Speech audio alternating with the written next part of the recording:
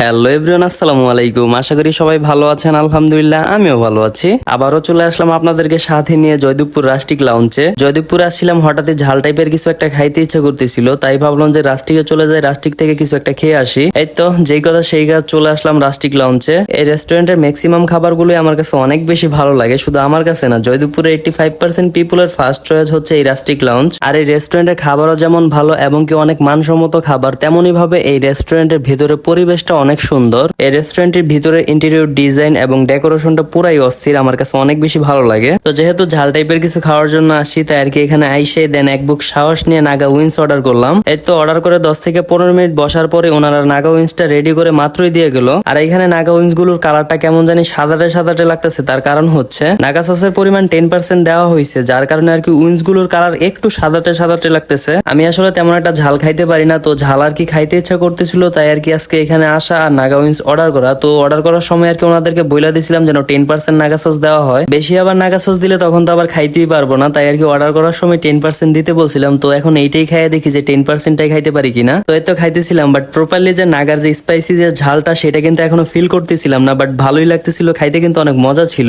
আর আমি মনে মনে ভাবতেছিলাম আর খাচ্ছিলাম আর বলতেছিলাম যে এখনো তো ঝালটা লাগলো না, মনে হয় নাগা সস 10% দেওয়ার কারণে আহামরি তেমন একটা ঝাল হয় নাই, তার জন্য আর কি ঝালটা লাগতেছে না। এটা ভেবে ভেবে খাচ্ছিলাম, বাট খাওয়ার লাস্টে যে আমার এই অবস্থা হবে সেটা আমি কল্পনাও করি নাই। পুরো শেষ।